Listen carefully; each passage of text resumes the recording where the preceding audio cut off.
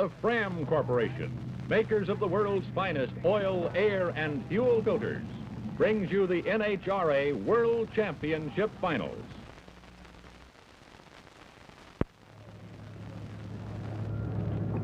This is Brock Yates, reporting from the Southwest Drag Strip in Tulsa, Oklahoma, the scene of the National Hot Rod Association's World Championship Finals, the World Series of drag racing.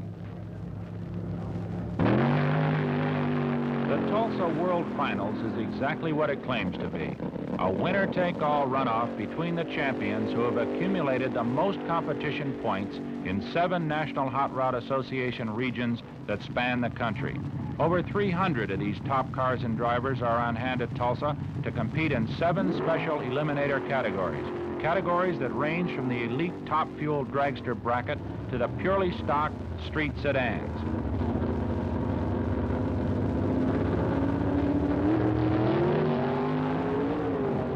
With me is racing champion Big Daddy Don Garlits, the Babe Ruth of this frantic 200-mile-an-hour sport. Since he's not entered at Tulsa, Don and I discussed the challenges the drivers would face on the wind-buffeted Southwest Raceway drag strip. Don, with qualifications about to begin, let's talk a little bit about the critical factors involved with the starting line procedure. What will you do as you approach the line with your dragster? Well, you have to pick a real good spot on the strip. That's very critical, the position of the car. And then the other factor that's very critical is your leave time, when you leave from the yellow to the green. Are you actually leaving before the green light comes on? You actually activate the clutch in the car before the green light comes on. What kind of a time differential is that, really? Well, it works around 200ths of a second. The real good drivers are cutting it that close. Well, say you were to leave a 1/10 of a second before your opponent left. What sort of an advantage would that give you? Well, with a 220-mile-an-hour vehicle, that would give you about a 30-foot advantage at the other end. How about the slower super stocks, which are only attaining velocities of about 130 miles an hour at the other end of the strip? Well, this interval then comes back to about 17 or 18 feet, but still quite an advantage, as you can see. Well, obviously, as you say, most of the races are won or lost here, but let's take a walk down to the other end of the drag strip and see what factors are involved down there. Fine. Well, Don, here we are about 350 feet away from the starting line. With a 1,500 horsepower fuel dragster, I can imagine things start getting pretty thrilling out here. Right. After you come off the line, Brock, coming down the course, and the car's set on a ballistic course, just about however, that's why I said lining up on the line is very important. But out about 300 feet, where we are now, you just have to start steering. Front wheels are down on the ground pretty steady, everything's set up, you're getting traction, and this is where the fuel dragster driver's got his hands full. What about traction here, about midway down the strip? Is the car still breaking traction, or is it beginning to really get a bite? This is where it should be getting a real bite, and this is where the driver has a lot of work to do.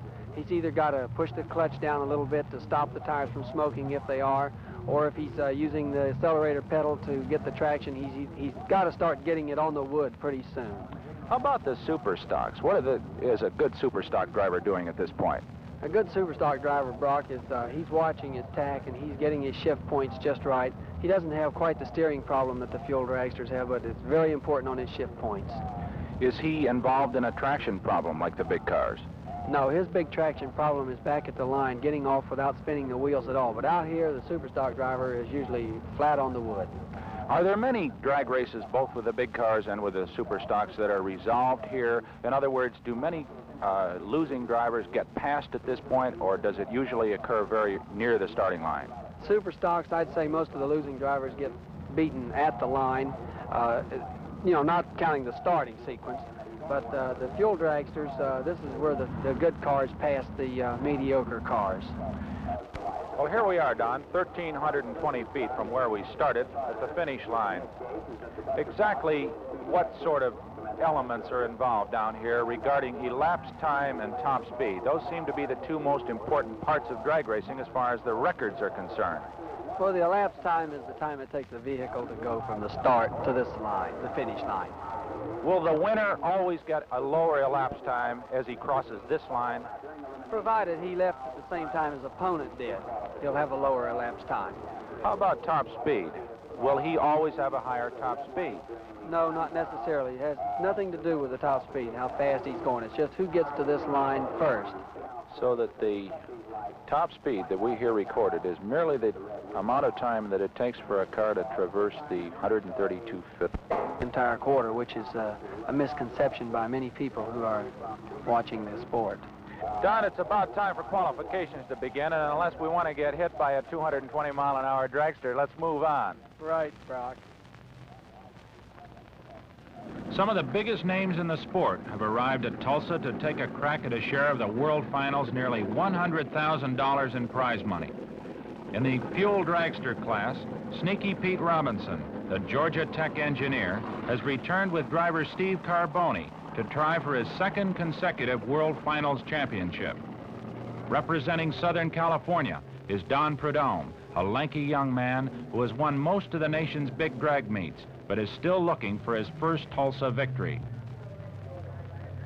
Detroit's Connie Kalita is here with his long-nosed Bounty Hunter, a car that's won the prestigious Winter Nationals Championship.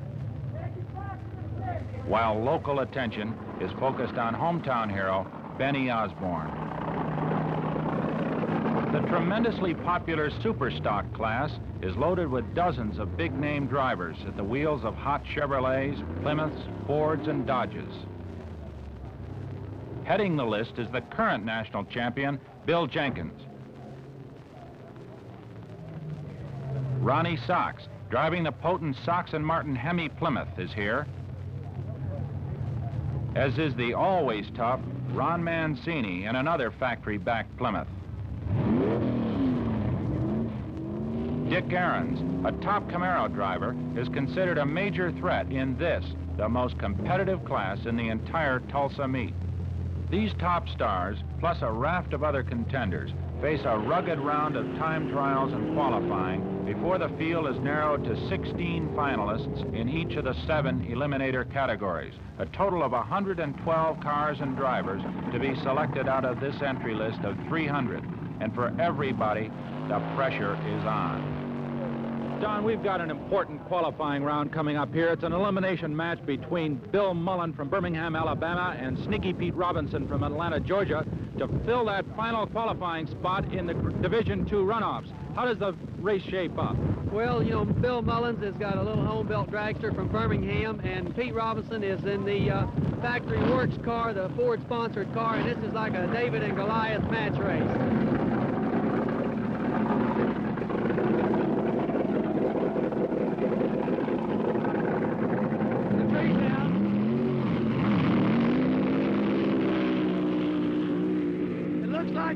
Got out of shape a little bit off the line. Robinson took the win. Mullins had a terrific hole shot, and he got out just a little ways. The front end came up, and he got out of shape and had to lift momentarily. Could have cost him the race. We've got a real crosswind here right now. Do you think that had any effect on the run? Could have been, because when the front end came up on Mullins' car, the wind blew it the way that the, across to the pit side of the track. Looked like there was an awful lot of smoke from both cars. What does that appear to be affected from the track, or was it the tires themselves? All indications at this point indicate that the track hasn't got the bite that the racers were expecting out of it. What do you think about this resurfacing job here, Don? It was scrape, as we talked about earlier, and now it appears to be breaking up a little bit. Right, there's a lot of loose rocks coming up through the surface. They cut the top off this track by heating it and running a knife over it. This is the first time this has ever been done in the sport. Everybody's kind of standing by. They don't know exactly what to expect, but at this point it doesn't look like we're going to get the phenomenal ETs that we're accustomed to. Pete Robinson, the defending World Finals champion, is a top-ranked star with heavy factory support.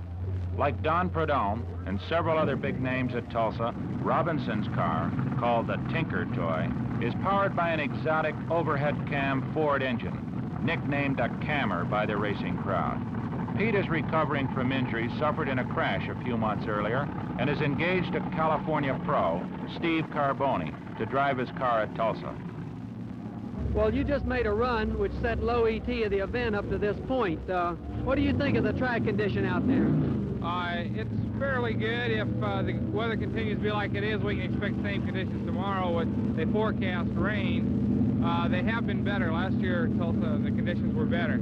Well, you know, I've talked to several of the drivers, and, you know, they scraped this track, and some of the drivers they're of the opinion that perhaps the track wasn't helped as far as traction was concerned. However, it is smoother. What do you think about that, Pete?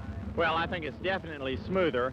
The bite is not what it could have been had it been done a different way, but I'm not, of course, an asphalt person. But the elapsed times this year will not affect the crowd because they will be lower than they were last year.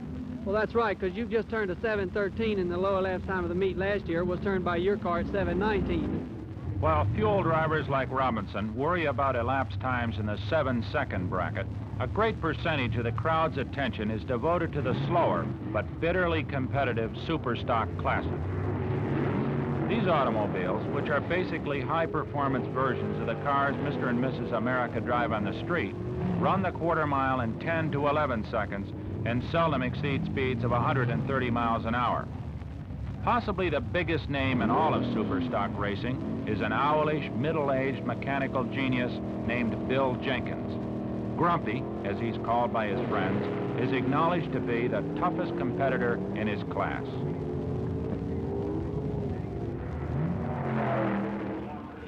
Well, Bill, you know, they've cut this track back here to get it smoother.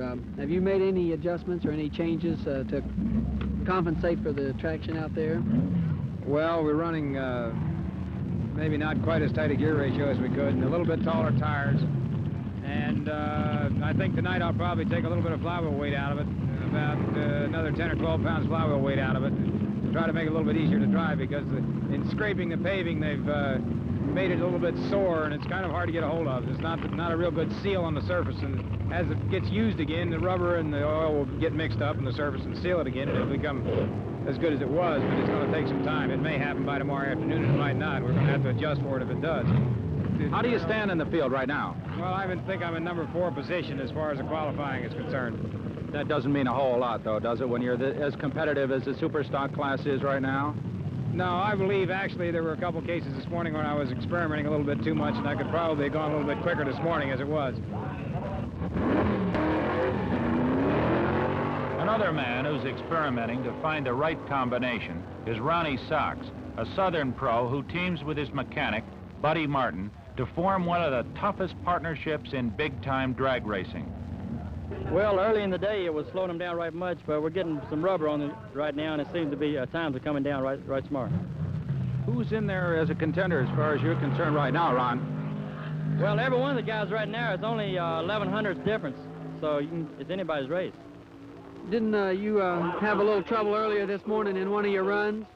Right, we were experimenting with some new transmissions and didn't seem to work out too good. Another driver who's having trouble at this point is 3-time Winter Nationals champion Connie Kalita and his bounty hunter. He hasn't been able to record competitive qualifying times, and he's far from pleased about his performance. Well, my car didn't seem to work too good out there. We've got to do a little changing. It looks like the conditions are quite a bit different here, and looks like it's going to be just a little bit harder to get the cars to ET. What kind of times did you run this morning? I only run 750. I run 210, but it just couldn't get a hold of anything on the racetrack. They made a change here. They've scraped the racetrack, and there's a lot of loose pebbles that are being pulled up to the surface now, and it's really giving us a lot of problems.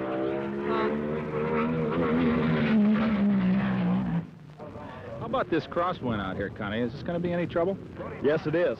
When I pulled from the parachute down in the lights here, it got all the car and slid it sideways on me, and it got into a couple of gyrations. This wind picks up any more this afternoon, which I believe it's supposed to. I think they're going to have a little bit of handling problems out here.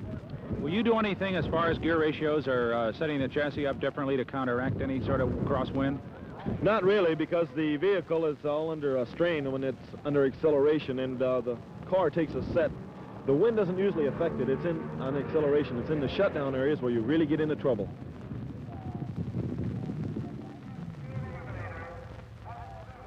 Don, Connie Kalita's on his way to the line, and what kind of a rough situation does he face as qualifying draws to a close? Well, we've only got about an hour and a half left, Brock. The track is now as good as it's going to get today. Connie is running in the 750s. 750s are not going to make the program. He'll probably not get another run today. This is it. He's going to have to make it now or he's not going to make it. So here he comes. You can hear his engine coming up now, so let's see what it's going to be. Right.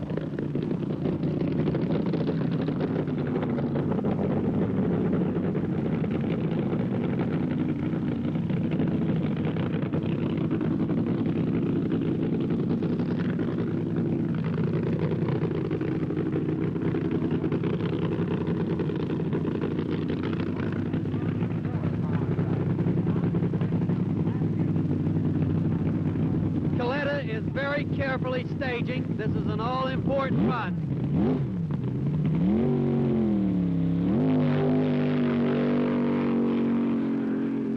Coletta has lots of smoke. Awful lot of smoke. 7:55. Coletta probably will not make the program. As qualifying draws to a close, a mass of drivers take to the track for one last crack at making the list of 16 finalists in their respective classes. Some make it, others, including big names like Tom McEwen and Connie Coletta, do not. They have no choice but to load up and begin the long trip home. For the men who made the finals, they face a night of tuning and a last-minute search for a few more horsepower before official elimination rounds begin in the morning.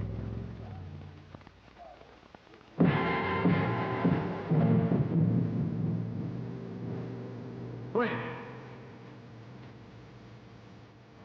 Swing.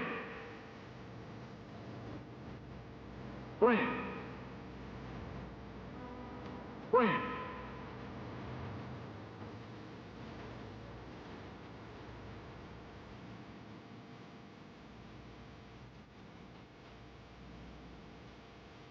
Fram is the filtering system for your car, too. The same Fram oil filters used by race experts the world over will keep the oil in your car's engine just as clean. Effective filtration is keeping dirt outside so that things work better inside. For oil, air, and fuel, the final word in filtration is Fram. They work on the track. They work on the road. Fram filters.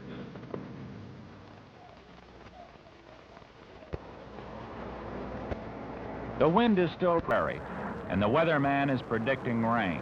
But the drag fans have come anyway, thousands of them, to watch the contestants chew away at each other until only 7 champions remain.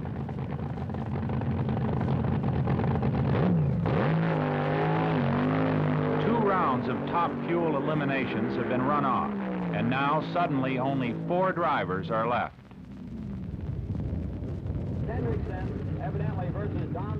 Don Prudhomme, one of the coolest drivers in racing history, has been invincible all afternoon. Now he's approaching the line to face off against Larry Hendrickson.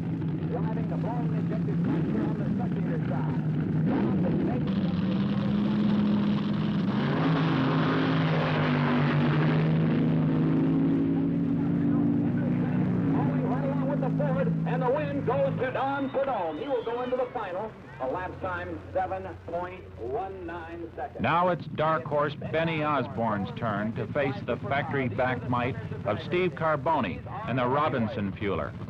Benny Osborne making the turnaround. The super powerful machine of Pete Robinson is following the red car with Steve Carboni doing the handling.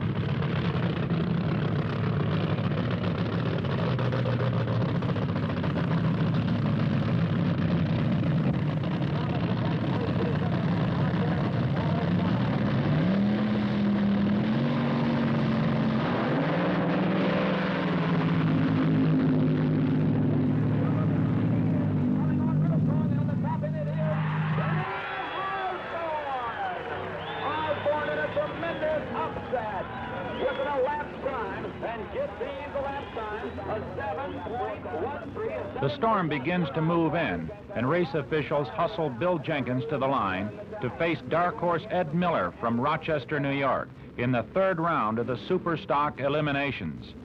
Grumpy has found the right combination for the rugged Tulsa conditions and appears headed for the championship. But Ed Miller has other ideas. The countdown begins. There it is, a red light, meaning Grumpy left a wink too early and is disqualified. Miller's in the finals.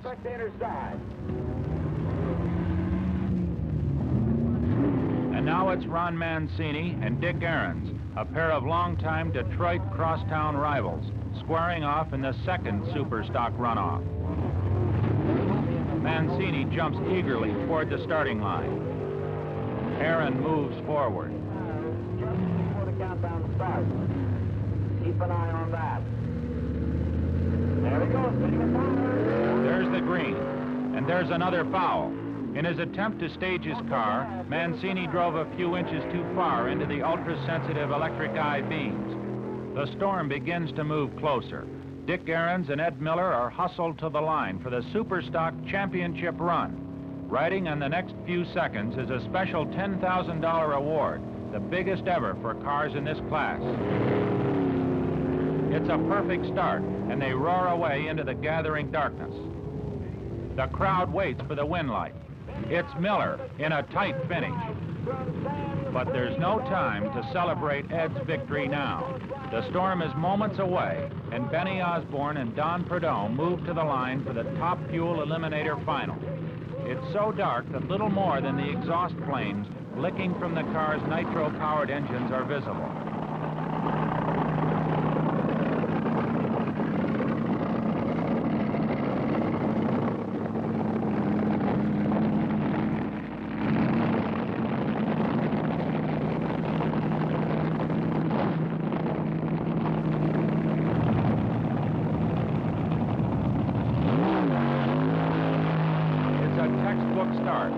Neck and neck at the 8th mile. Then Benny makes his move, and the race is his. It's been an afternoon for the underdogs, but now the big winner is the weather, and the World Finals come to a sudden halt. While the rainstorm hammers down outside, National Hot Rod Association officials present the prize money and trophies to the 7 champions.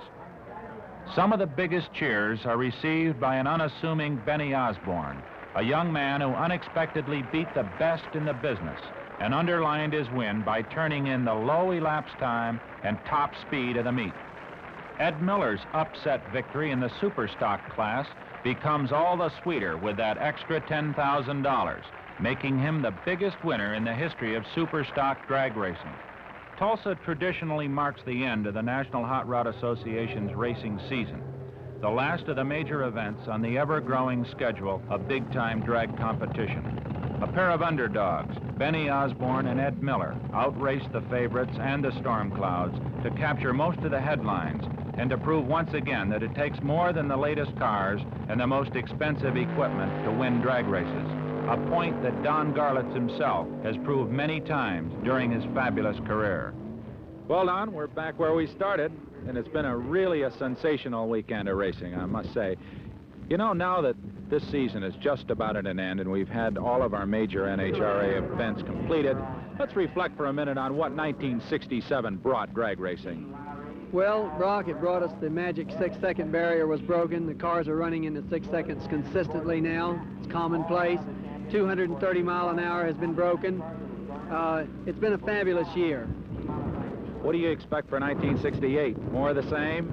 Right. The innovations that are going to be brought about on these cars in the coming year are going to produce speeds probably approaching 250 miles an hour in the bottom of the 6s. Maybe we'll even see the top of the 5s. Who knows? The tires are fabulous, and we're going to see some new tricks on these fuelers in this next year that people aren't going to believe.